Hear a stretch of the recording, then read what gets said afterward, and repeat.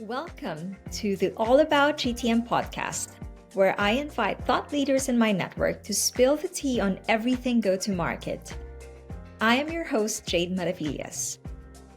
Leveraging partner networks is a crucial part of go-to-market, and there is no better person to speak to this than Yasmin Sharp. Yasmin has unparalleled experience in building partner programs and managing partner teams for the likes of SAP, Worldpay, and Dojo, and has recently taken on the role of VP of Business Development Partnerships at GoCardless. This episode is packed with insight into what makes a great partner manager, how startups can run entire businesses through partnerships, and why creativity is such a crucial part of partner strategy. Yasmin's energy and enthusiasm for fintech and e-com partnerships is unmatched, and I'm delighted to have her as my first guest. Hope you enjoy listening to this episode as much as I do. For now, here's Yasmin Sharp. Yasmin, I am so excited to be speaking to you today, and it's as if I don't actually speak to you every other day. It's an absolute pleasure, Jay, and that's totally true. Speak to you every day. Pretty much. So before we get into it, I just wanted to say, when we talk about go-to-market and channels, I feel like partnerships is a bit of an underdog. But in my opinion, as a former partner professional myself, it is probably one of the most underrated, but the most powerful channel that you can utilize. And when I was thinking of a person to talk to about, it was a no-brainer. You are the person to talk to when it comes to establishing a partner channel and seeing it to success. I also think that to be successful in partnerships, you need to have two main characteristics. One is resilience, and second is empathy. And knowing you for the last, over 10 years. Yes, yeah, totally. I know that a lot of that's come from your background, right? How your parents have raised you. So it's a good segue to give us an insight on who Yasmin Sharp is and what her origin story is. Thank you so much, Jade. It's an absolute pleasure to be here, and I'm super excited to be part of this podcast. So Yasmin Sharp, for all my sins, I've been in payments and software for 20 years, but the origin story starts way before that. I'm born and bred Northwest London, a very, very, very rare breed, actually, for being a born and bred Londoner. I come from a Persian mother and a East End of London father, which sounds like a very odd combination, but it worked exceptionally well. I think the main reason for that, they both had gone through a lot. My dad was a poster child from World War II, was evacuated. My mum left Iran at 17 years old to go to explore Europe and did degrees in art all around France and Italy. I think the two things that both of them had was severe resilience. And both very, very self-made people. My mum put her through being a Persian woman to leave Iran and at 17 go to the bazaar in Paris to learn art. Was very unheard of, and she was an absolute pioneer. And for my dad to be an East End of London war child, to become a very self-made, very successful engineer with a very long-standing career, the combination of those two showed me so much. And my upbringing was very bohemian, was fairly strict, quite casual, but very focused on what is it that I wanted to do and what was I contributing to this world. They let me run free to a certain degree, maybe some to my detriment. I think what it really gave me was this drive for success, seeing these two people that have been through so much, but become a very happy and loving household and very supportive as well. So where they had become self-made on their own, their goal was to support me into every which of my ambitions. I went through this journey similar to my mother and found a real love for art. And what I thought would be like working in an art gallery, creating all these exhibitions. That was my end goal. Fell by the wayside when I finished my degree. Did you actually have an art degree? I do. I've got a bachelor's in history of art, architecture and design.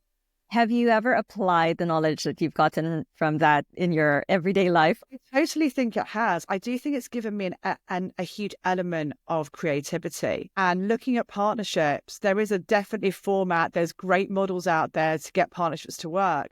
How you look at these standard partnership models and success metrics for partnerships, but creatively apply them to the different nuances of the business that you're working for and really drive success through creative means. I feel like maybe I should have known that, but maybe it's something new that I found out today about you. And after a decade of knowing you, I mentioned this because I know that your parents are a huge part of who you are. One of the things that I love that you've told me was that your dad famously said that you can go party the whole night, but you have to show up in the morning or something like that, which I know is a huge skill to use in partner management, right? It is. I think everyone knows fintech's the new banking. It's that work hard, play hard mentality. My first hangover for all my sins was at 17 years old. And my father woke me up with the Hoover at 7 a.m. and told me very explicitly, if you can drink like a man, you can work like a man. And I think that lesson really has driven me through into this mentality of you can do everything, but your work and what you're driving towards for a business should never be sacrificed. So it did really give me this this kind of success metric of I can do what I want. I can, go to all the fintech events. I can go out. I can socialize. As you know, I am a very social person. But nothing should be sacrificed based on that. And I think my dad showed me that lesson at 17 years old has always stuck with me. It's one of those pivotal life moments and quotes that I've always told me and my teams that, you can do it all, but what you should do and what you're driving for should never be at sacrifice for those decisions. You just have to show up the next morning. You have to show up. And I think showing up, but not just showing up and being you and doing what your mission is. But you can show up anywhere. But it's showing up and still being your authentic self and having that massive work ethic to still drive the success that you need to do. And it's one of my biggest life lessons. And I still carry it to this day. And I still tell my teams whenever I join a company, one of the first points in which I tell them is that one methodology. And it just goes to show that he is such a child of the wartime era, because I would personally say if you can drink like a woman, you can work like a woman. Well, yeah, you drink like a man, you can work like a woman. Perfect. Absolutely. There you go. That's much better, actually. Yeah, let's go back a little bit. You graduated from university, a degree in art history.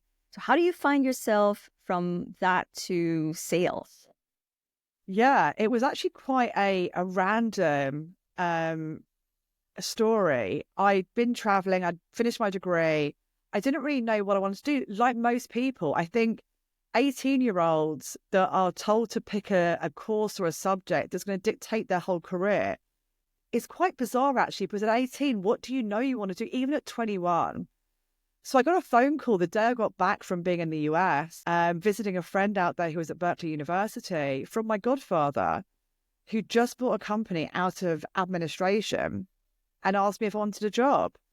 And it wasn't even a defined job. They needed somebody in their sales team, in office management, to help him. He was an MD of a company, to just help run things. I found myself working in sales, account management. I was doing a jack of all trades, and it was a real startup mentality. It was a very small company. The average age of the person in the team was in their mid to late 30s, mid to late 20s. And it was very much a family mentality. Everyone brought into this company knew one of the senior leadership on a personal level. They were uncles, aunts, brothers, sisters, cousins. What it gave us was this real camaraderie, and roll our sleeves up and get our hands dirty. And whatever we needed to do to make that company successful, we were going to do it together. So it started me on this path without realizing of driving sales and revenue. And I'd come from this very creative background where I didn't think what I'd learned there would apply to this. And it actually really did. So I was thinking about how creatively we could build this advocacy of our customer base, get customers brought in. And then it also taught me about this ecosystem. This company was called Protex, was eventually bought by Sage and became SagePay. And I was part of the acquisition by Sage. And being part of that as a girl in your, early 20s was a real fantastic opportunity. Going from a startup, making that successful, then really being acquired by a market and industry leader in these accounting softwares was fantastic. I think what it started to teach me was meeting the needs of the customer is paramount. Your proposition has to resonate. Your proposition has to really be successful and help drive business success, especially in payments, right? You're the lifeblood of these businesses. You're helping them run. You're helping them build revenue. But with that, you need to meet the needs and demands of those customers. And that set me on this journey. Was as I was working with sales account management, I was also working with the ecosystem, working with the banks, working with the other influencers that would help me drive customers. And that started me on this whole mentality, this journey. This is not an isolation case. You sell a product, you sell a proposition, but it's not just you doing that in isolation. There's a whole ecosystem that helps you do that. And working across the influencers, the brands, the other kinds of dependencies to help drive those customers and meet customer needs was a real eye-opener for me.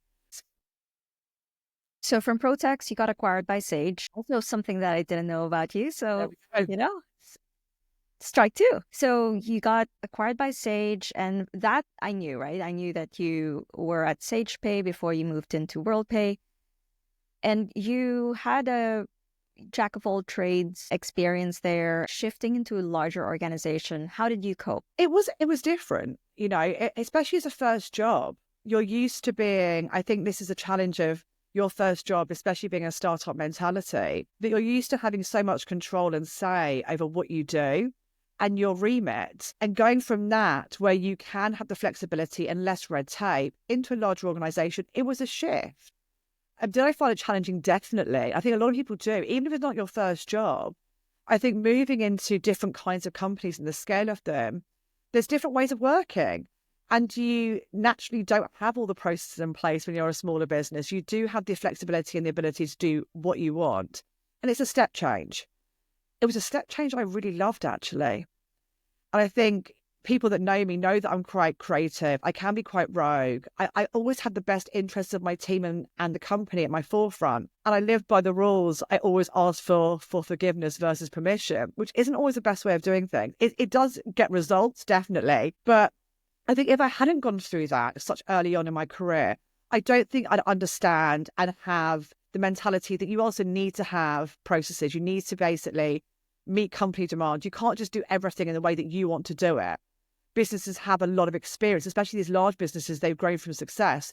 You might not have the same level of growth. You might have single digit or early double digit growth, but they're still on a growth trajectory. And a lot of the teams they have in place are there for a reason. I think that was a really good learning curve for me so early on, from being this jack of all trades and going into such a large organization that was so successful. And figuring out quite early on how I was going to contribute to that success. So I think these two learning points of, pivoting very early on in my career, thinking I was going to go into being an art gallery, going into fintech, and then going from a scale-up fintech into a large organization was really pivotal for me. It also showed me two different sides very early on. Again, I didn't know what I was doing. I didn't know what I wanted to do.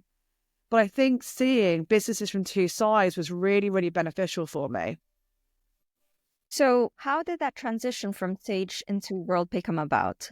So I had actually somewhere else between that. So I've been at SagePay for, again, you're finding out so much about me. We've been friends for 12 years. Strike three. I think I was quite institutionalized. I'd had this job for 6 years. I'd grown up. I was a child when I joined, and I'd gone through loads of learning experiences. You met your husband? Met my husband, which was a great thing. But I had grown up in these organizations. I didn't know what it meant, but I was very aware of being institutionalized. And I don't think I knew that wasn't for me. I knew I was definitely someone that was very dedicated to an organization, especially if I believed in the company mission. And I really believed in Sage. I just knew that I could be pigeonholed, and I didn't feel I had the experience that I was contributing enough to Sage for me to be as successful as I wanted to be. So I moved to a company called Paypoint, again, still in this e-commerce journey. But again, I wanted to diversify in my learning. I was actually really enjoying fintech, considering that I'd come from this creative background. I actually really enjoying this payments journey I was on, because no one actually thought about, this is very early on in e-com payments, and no one thought about how payments were made. And I found it super interesting that it was like this hidden weapon that I was specializing in very, very early on in e-com. So I knew this was a journey, and payments and fintech and e-com was a real thing that I loved. I just wasn't sure in what capacity. So I joined Paypoint.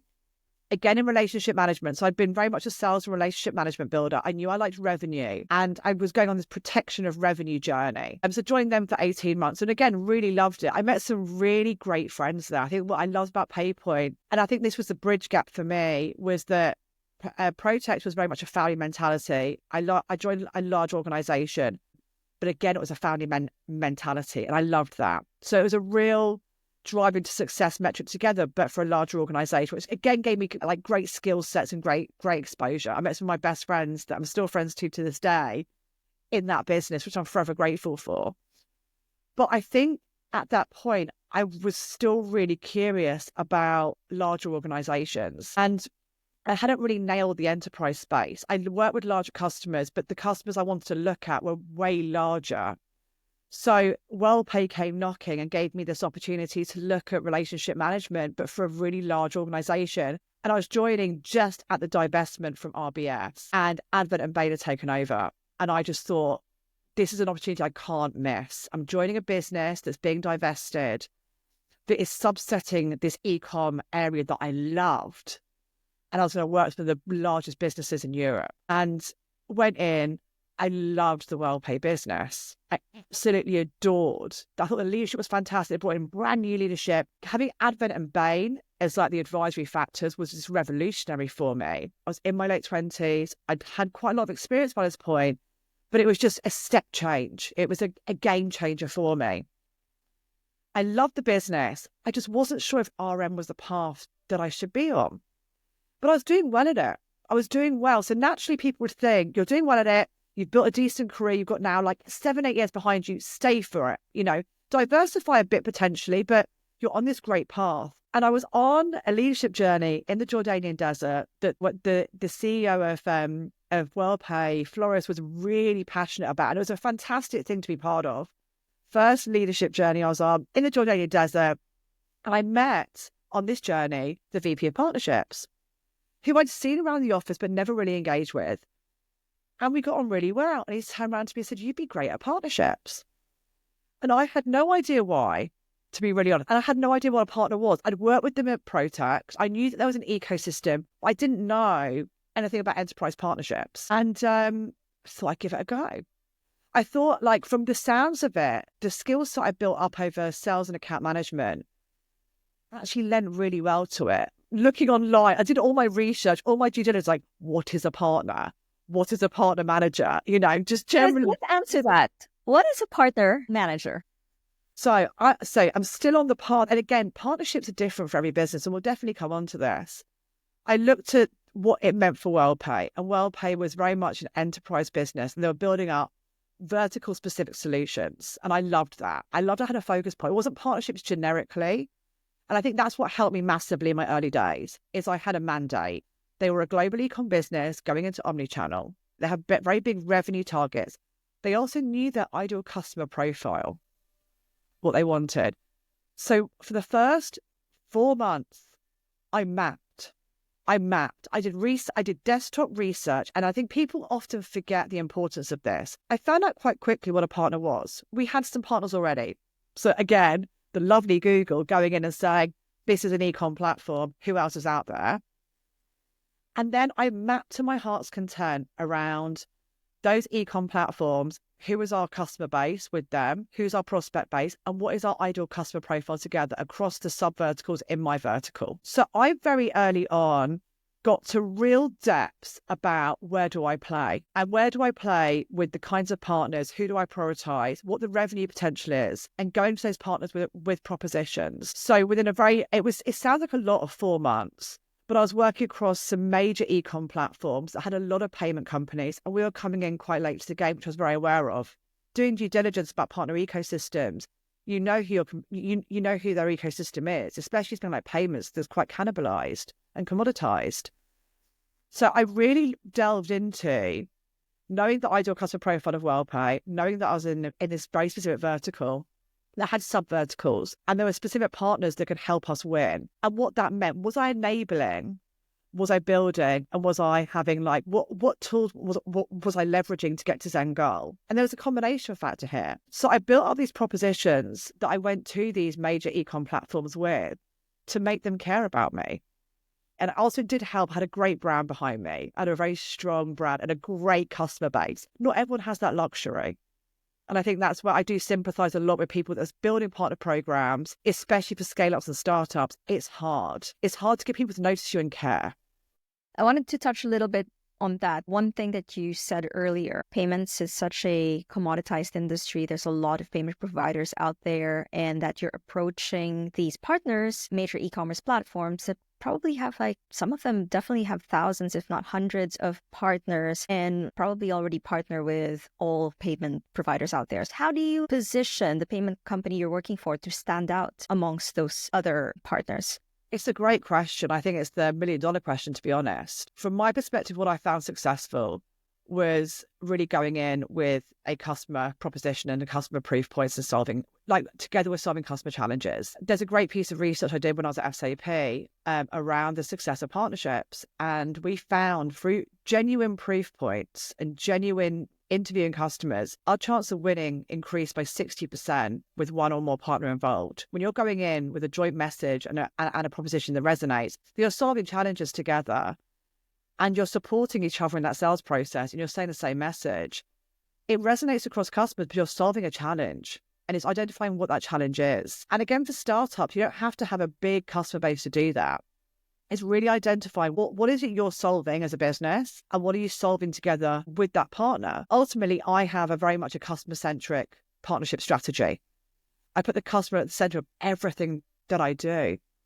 And that's my message to the partners. But you have to be informed. Going in and basically talking about a channel, and this should be a referral channel, won't resonate, especially in very commoditized areas where you've got lots of competition. It's not just isolated to payments, it's across everything. When you're going in and talking around your proposition and what you're solving for and what customers, and also knowing what customers you're solving for again, like example customers, example revenue, what's on the table for that, doing your due diligence and going in there and talking around these propositions to solve customer challenges and what customers they are and what revenues on the table, that's a step change. You're not going in with being, I'm a provider, I'm a tech integration, I'm going to join your ecosystem. You're going in there with a proposition. I'm using that term proposition very carefully, but it's a joint proposition. Even in referral channels, you're still solving a problem. It could be a thought leadership problem, but you're together, your two propositions might not be integrated, and that's okay. But what you're both doing together has an end goal of solving those challenges. I think that's where I got to very early on. I think I got that mentality from coming from a sales and account management background. Is I was always there to solve a customer challenge. And I was doing that with somebody else. And in some stages, it wasn't just one partner. Again, this research I did, when you get two or more partners, when there's three of you, you can't have too many partners, but three partners going in with a really joined up proposition, you increase your chance of winning by 80%. Because again, you're getting more parties that are filling out that value chain for the customer, saying the same thing, supporting each other and joining the dots in that journey. So ultimately, what do business want to do? They want to save time and money. Yeah. And how you're doing that with your ecosystem is paramount to that. That's all well and good. But what if you're a startup and you're really starting on this journey? You have no customers. How do you start thinking of building out a partner channel, understanding who to approach, and what are the incentives that you would apply for building this out with the end goal of gaining your first customer? Totally. Now, I think one thing that businesses fail to do, and that's where partnerships often aren't prioritized or fail, is they don't actually understand the role of the partnership ecosystem in their business. Step one, you need to identify what that is. Is it an integration channel to unlock? Are you removing barriers for customers to onboard? Are you joining an ecosystem to maximize your success and to actually get some brand identity? Are you building a referral channel? Is it a combination of all of them? With that, what is your ideal customer profile? For a startup, you're building something that meets a customer need, and generally you'll have something to say what kind of customers they are. It could be everybody, right? But I think with partnerships, if for instance, here's a worst case scenario, you built a product that's relevant for everybody. Every business out there. It could be something very generic, right? How are you going to distribute that product to your end customer? Okay. Is there technology that you need to integrate to that you can't get access to that customer base without that integration? That's one really big question to say. If that is the case, who are the players that fall into that space that meet your ideal customer profile? I do think it's important to be vertical specific early on, to identify the 2 to 5 verticals that you really want to go after. To be as narrow as I possible. think I would say, as a startup, is to be narrow with your ecosystem. Partnerships take investment. I think people think they can build up a partner ecosystem with no investment or just having no partner people in place. I think from day one, as a partnership leader, the one thing there's 2 things you need is someone to acquire partners and someone to do like marketing or go to market with partners. Okay. And that requires budget. If you're identifying the distribution of your product and the channels for that, some people just do it through partners. You don't always need a sales team. You actually can build a very successful startup business doing everything through partners. So you think about what your distribution channel is for your product, right? You've built this product, fantastic. How are you going to take it to market? Okay. Is it going to be through a sales-led channel? Is it going to be through partnerships or through both? And what do they both mean? What customers are you going to go after? And then ultimately, what I think the businesses don't do early on is set up a joined approach with sales and partnerships. Often sales and partnerships are seen as conflicting or competing. That can be very dangerous when you set up a channel. But even when you have a mature channel, it's still the case. Like, partnerships should be enabling the sales team. You should be unlocking opportunities. You should be creating an ecosystem that really helps build sales. And ultimately, when you have a partnership ecosystem, it's also getting those referrals in as well, or leveraging that ecosystem to do your own go-to-market. You don't just need to rely on the partner to help support you. If you're building a tech integration to a major e-com platform, they've got a lot of partners there already. But how are you going to leverage that integration, that marketplace listing, but then do your own activity? You don't always have to be reliant on the partner. You can leverage that piece of tech to really unlock new opportunities for you. So I think my advice for startups is don't dismiss a partner channel. Don't dismiss the investment you need to make. And you will need to build integrations. It's something that needs to happen, especially if you're taking a product to market. Don't have competing sales and partnerships quotas. And really think about what is it you want from partnerships and how do you prioritize that? You summarized it really nicely at the end. Don't have competing sales and partnership quotas. We've seen this firsthand many, many times, right? How do you measure partnership success and how does that differ from the sales channel? Yeah, really, really great thing. There is a massive enablement piece. I think you need to classify what is the success metrics for partnerships, right? There is an overall adoption. So how much of the partnership proposition being adopted across your customer base? There's also a referral element to it. There's an enablement element to it as well. There's an unlocking and a go-to-market. There's also a churn element. I think when it comes to partnerships, people forget churn. I've worked at companies many times over. The ideal customer was a customer that was integrated, but you're solving a big challenge. And especially in payments, let's take payments as a great example here. It's my bread and butter. I come from fintech. I love fintech. I love payments. So let's use that as a prime example. Payments as an individual component, you're solving a problem. You're enabling people to take transactions to build revenue.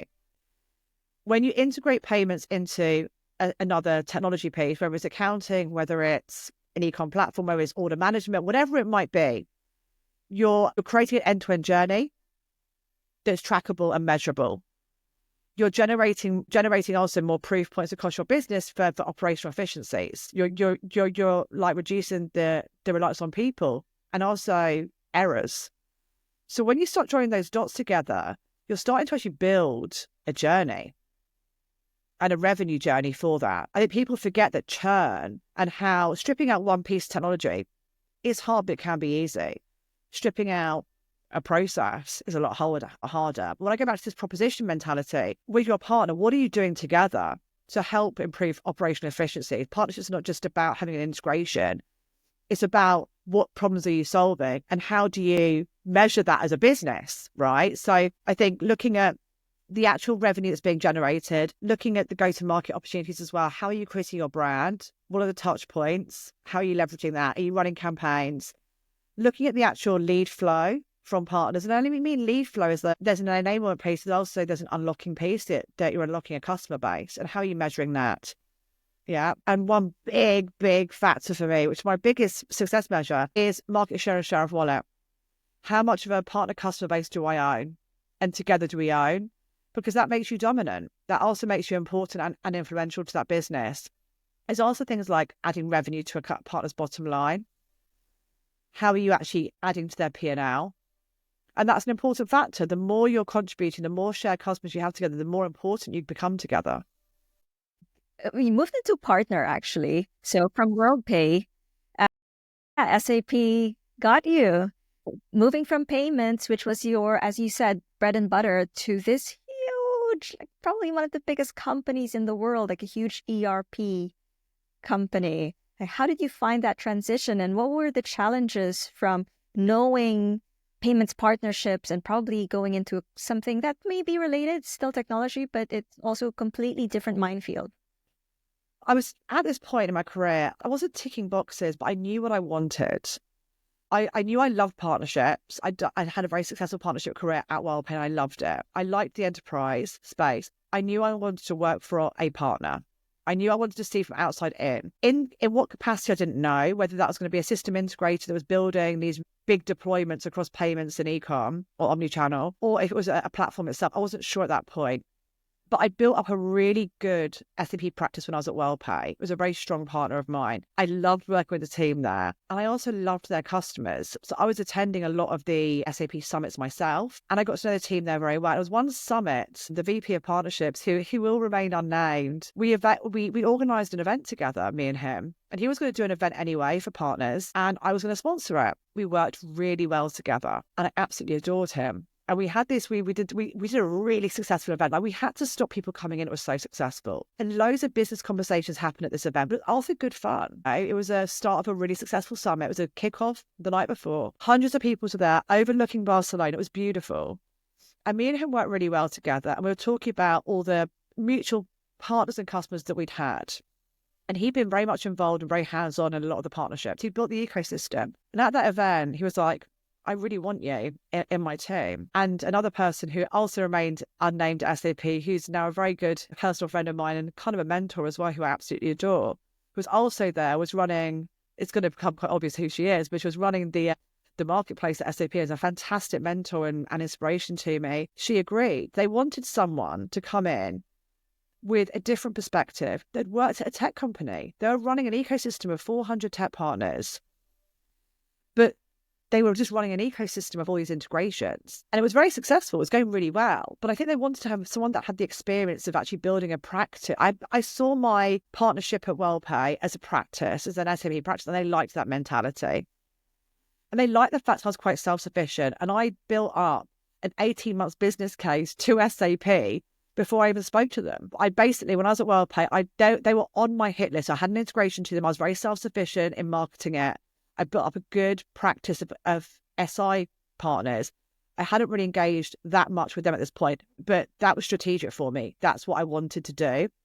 And after 18 months, I went into them. I was like, hi, I'm Yasmin Sharp. This is my SAP practice I've built. These are all the customers I've got. This is my pipeline. These are the partners we share.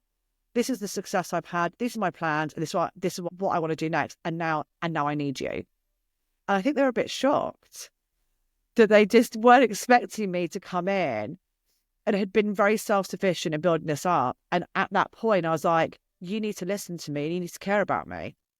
And I'm sure that helped that you were a partner for such a long time, right? So knowing what the gaps in the proposition, the partner proposition, really helped shed light to what the strategy should be. It helped the fact that I'd realized I was a small cog in a very big machine as a partner. And I realized that I needed them to care about me, but I didn't have the proof points to do that yet. So I worked around them, prioritized them as a partner, as a central point. I had an integration to them. I had listed it on their marketplace, but I hadn't really worked with them. I'd worked with the ecosystem of the customers. And at the point I was going with them, I actually timed it. At what point I put a success measure in my mind. I want X amount of revenue, X amount of customers, X amount of pipeline, X amount of partners. And when I had that, or I was close to it, I went in. And it sounds like I was a hunter, which I kind of was. You are a hunter. Yeah. Partnerships is hunting. It's also being strategic about your engagement. And not every partner from day one when you're building out a partnership approach will be your priority, or you'll have a holy grail of where you want to get to. But I knew I wanted to be careful with this one because it was so important to retail. It was such an impactful partner. So I'd been on this journey. I was 3 years working with them at this point, and I did this event with SAP at the CX Summit, which I loved. I was a real figure point at this point in the CX Summit. The people expected to see me there. And I had this conversation about like, would you join? And it was towards the end of the summer. And I was like, actually, I really do. I loved my time at Worldpay. And even now, I think it's a company that I still miss. It was such a good organization to be part of, a real leader. And their proposition is fantastic. And you can't get away from that. But I was ready to see, I wanted to go into the cogs. Built a real good tech partner practice. I wanted to go into a software now. I wanted to go into a partner, and that was my goal. And SAP came at the right time. And how did you find that transition going from payments to ERP? Well, I think you made a point at the beginning about my empathy. I think probably the biggest thing that I had is I've been a tech partner myself. I knew the challenges, and going into their ecosystem, I'd had that experience, and I had the empathy for people that were trying to join as well. And I think that was a really nice thing for me to have. And it also helped me think about partnerships very differently. It is hard, especially for startups, especially when you're making huge investments in these integrations.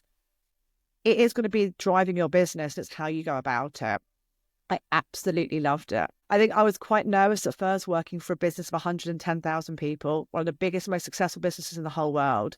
Some of the founders of SAP that came from IBM, that built up SAP way back when, are still part of the business.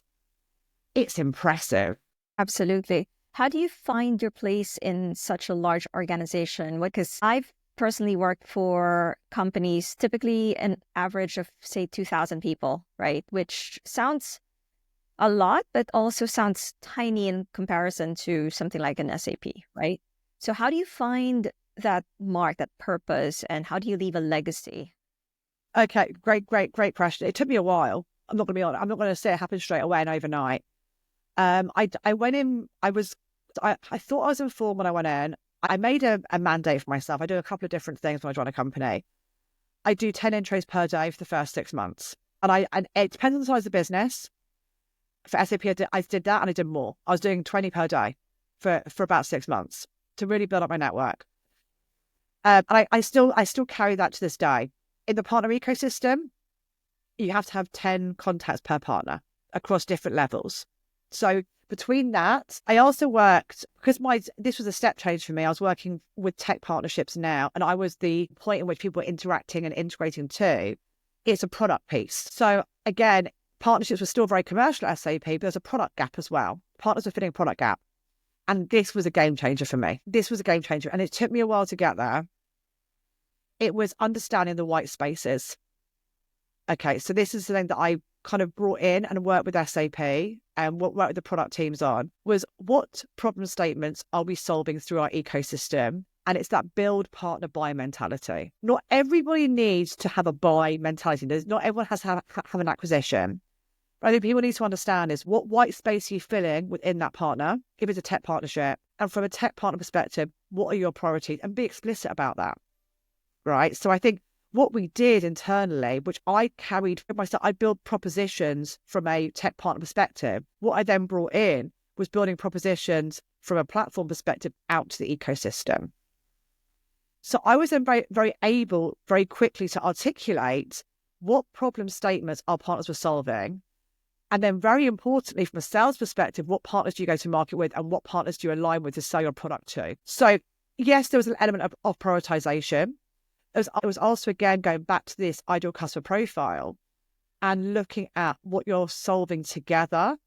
So I was able to build out propositions for our sales team with our product team to say, this is our solution.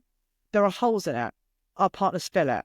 When you're looking for those holes, these are the partners to fill it by category. So I went out from the individual partners into the categories and then regionalized it. Who are the global players? Because again, it was a global company.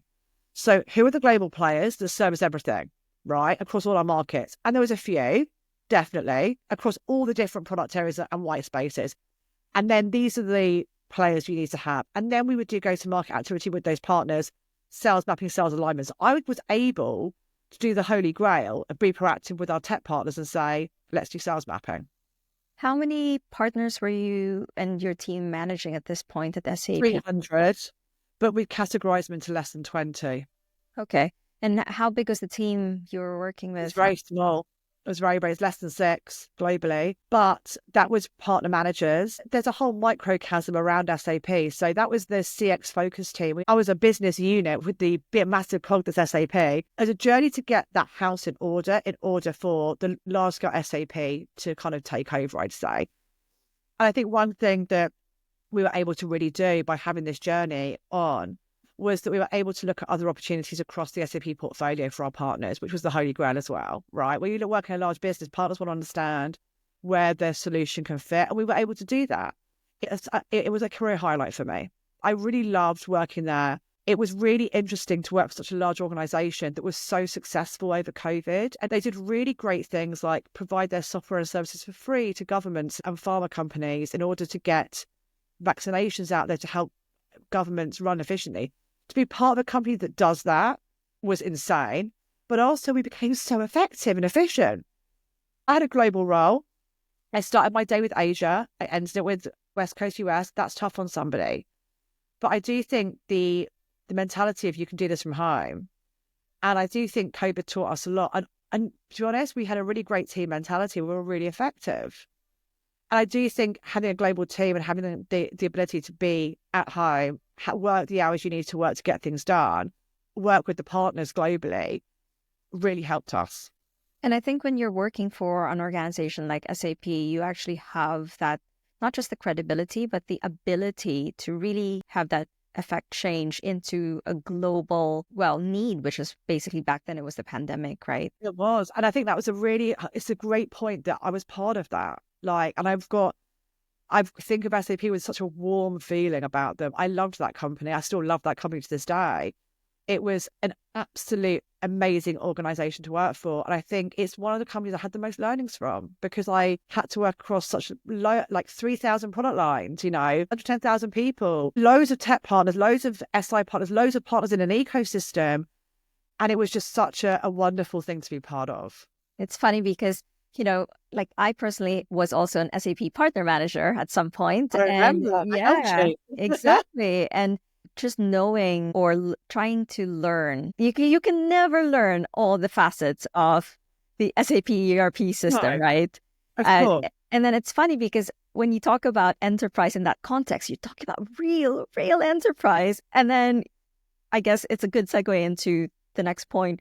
You and I found ourselves working back together at the same organization, Dojo. And that is a complete opposite, right? When we talk about enterprise, it was like, let's define enterprise, 1 million turnover. It was such a SMB focused business. So coming from a company like SAP, where the definition of enterprise is true enterprise, like billions and billions in terms of turnover, when you're talking about your customers. And then now finding yourself in the complete opposite, which is back in payments, but SMB focused payments. So tell us about that transition and what lured you back into the wonderful world of payments.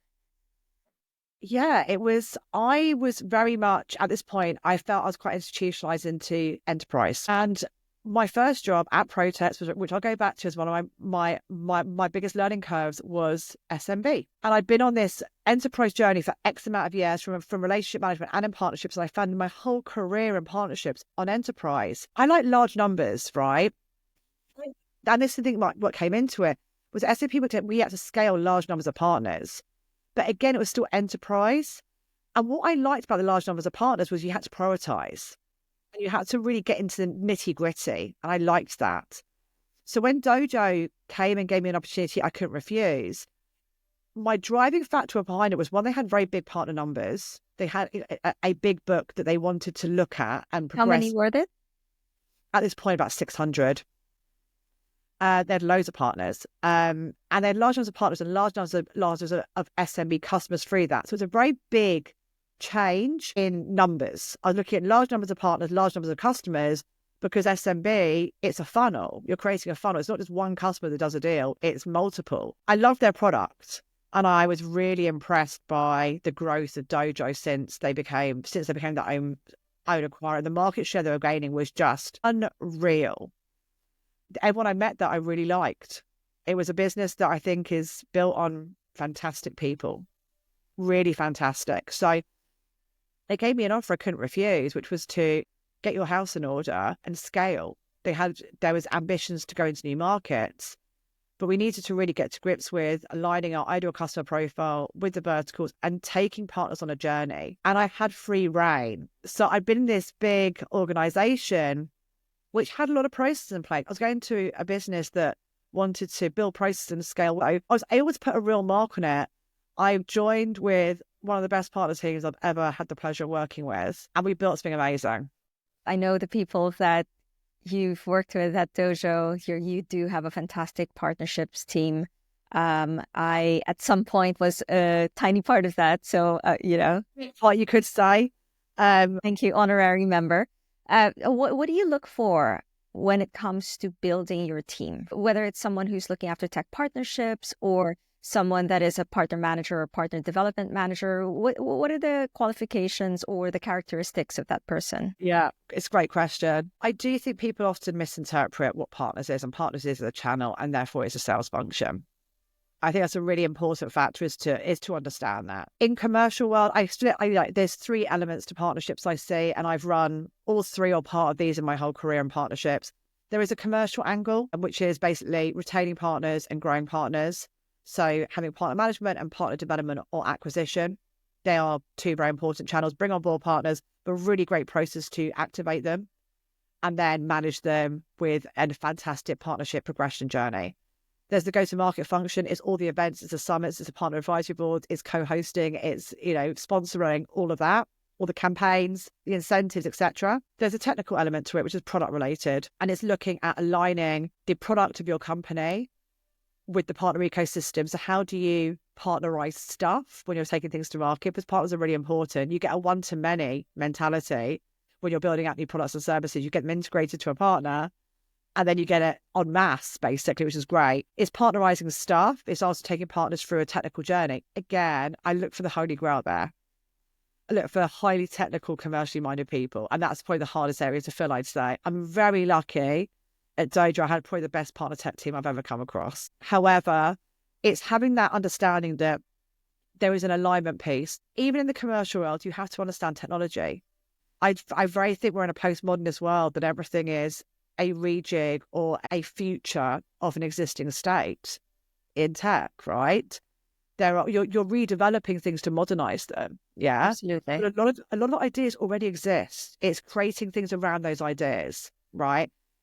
Even in commercial roles, I think we need to have an idea of technology. So the same way I said I want a commercially minded product or tech person, I want a technically minded commercial person. So I probably am a hard taskmaster when it comes to getting those ideal teams, because I do look for certain characteristics that people might not think about. And so that leads us very nicely into your new challenge. So you recently took on a new role at another very innovative tech company, still in payments, but it's completely different from the payments that we know. And you're building your team. So tell us a little bit about what your new challenge is. I'm really excited about this one. I loved working at Dojo. I think it's a fantastic company. The pull of global e-com, it's my bread and butter, it's my roots. I do love global e-com, and I can't move away from that. I did miss it. And I've always looked at GoCardless from the periphery. I've always admired that business. I love their marketing as well. I love their branding. And they've got a very big ecosystem. The pull of global e-com was way too big for me. And I wanted to go back into that. I didn't know what capacity. I thought I wanted to go back into software. I didn't want to after working at Worldpay, it's hard to work for another payment company because they have everything. It's this great organization. You've worked for two others after that. Yeah, but not in the same capacity, I'd say. I knew I wanted to work for either go back into a niche software solution, not as big as SAP, not as all-encompassing, a software tech company, or go back into global e-com in payments, but not at a payment company, work more into a specific line of payments. And GC came up as something that met all of those requirements. It ticks a lot of my boxes in terms of I wanted to build and scale again. And I have that fantastic opportunity. I'm recruiting at the moment to look into what partners we're going to onboard, look at all the event stuff. I've got partner management already in my team, looking at scaling all of this and building up a really great indirect sales channel, looking at the distribution for the GC product into this ecosystem. And that excited me because, and I think one big factor about this, it was combining all my years of experience into one company. I've got to a point now that I want to hone some of these skills. And I've got the experience across enterprise, across SMB, across payments, across software. I now want to start to develop those and build on them. And I think that GC is going to give me that, what is giving me that challenge that I've been craving. And going on this journey with them, I'm really excited for. Fantastic. And it's something that's probably going to use up your creative juices again. So super happy for you. I'm basically using 20 years across my degree, across these SMB, across the sales account management, different degrees, and funneling it into a company and really thinking about what distribution makes them successful. And that's the exciting opportunity I've been waiting for. So let me leave you with 2 questions, because maybe not everyone's familiar with GC or GoCardless. So what is GoCardless? Well, it's the world's leader in bank-related payments, to be really honest. I think this is what excites me about GoCardless. They're known for direct debit and subscription payments. They've made a number of really cool acquisitions as well. And they're on a journey to cover the banking space and to innovate against it. I think the nice thing about bank products is that it has the legacy of security and stability. People trust banks, but it's leveraging and innovating against that trust into a payment method, which I love. I love that innovation piece of taking something that's seen as archaic, but trusted, and revolutionizing and innovating against it, which is awesome. So I love that. And it's not just, I think the diversification of that banking payments that GC and GoCardless are doing is, I think, the most interesting part for me. Is taking this scalable, this archaic, this product that has very strong connotations, using their backing as a fintech company, which they are. They're a fintech company, it's not bank owned, leveraging that and going to market with acquisitions for an end-to-end banking solution, I think is fantastic. That excites me. Although banking and people might think that's not exciting, I think it's exciting. I'm still somebody that leverages banking. I am. And I think we forget. We all have to. We all have to, right? I think we're so used to card payments and wallet payments that there is still a need, and there's still very much a place for bank payments. I think this will be a game changer. I think GoCardless fit it so well. You mentioned earlier, passion is global e-commerce. Global e-commerce was built on card payments. So how is something like GoCardless revolutionizing the way that we pay for what we want to consume online? Payment needs for the consumer are changing, and they always are innovating. There's macro and microeconomic demands that change the way people want to pay. There is there's economic changes at the moment in terms of, the job space, in terms of the overarching space, in terms of spend as well. And spending is going down, and people are looking at ways in which they save money. They don't always want to use their credit cards. And card payments is still very much a fundamental part of our society, and it always will. There are areas in which bank payments make sense, and there's verticals in which it is the bread and butter of it. I do think there's a diversification. I think there's things that are happening around open banking that are changing the way people do use banking payments in an e-com world, or even in a face-to-face world, right? I think banking is something that has gone the other way. It started as a face-to-face thing. You went into your bank and then it digitized. It went very much from face-to-face into online. It's a journey, the same as shops, right? Online became precedent. And now I feel like banking is getting more integral into the online space. It's spreading its tentacles almost to say there's more ways in which banking can be leveraged as a payment means to make businesses successful. And that really excites me. Cool. And I'm so excited for you. I'm going to be, as always, rooting for you on this new journey and always here to support. First of all, thank you so much for the chat. I mean, always a pleasure. We chat every day, as we mentioned at the start of this conversation, but I've learned so much about you, and I didn't know that was possible. Where can people find you? I'm on LinkedIn, Yasmin.Sharp. That's probably the best way to get in touch with me. I'm always open to building my network. I actually get loads of proactive questions. As a woman in leadership as well, that's built a career over 20 years across sales and account management partnership, I actually get a lot of people contacting me who I speak to. So I've actually got Zoom calls on Monday with people that I've met through LinkedIn. And I'm going to loads of events as well. So if you see me, please do not hesitate to say hello. Or please reach out to me on LinkedIn and let's have a chat. Amazing. So thank you so much. Yes, I hope you have a wonderful rest of the day. And I'll speak to you soon, probably in like 5 minutes. Thank you so much. A pleasure.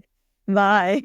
Bye. Thanks for listening. If you like that episode, please consider subscribing, read my blog at www.newmarketgtm.com, and follow me on LinkedIn under New Market GTM. In our next episodes, I'll be tackling everything from brand messaging and storytelling to regulatory considerations when expanding into a new market. So please hit that subscribe button so you don't miss an episode. See you for the next one.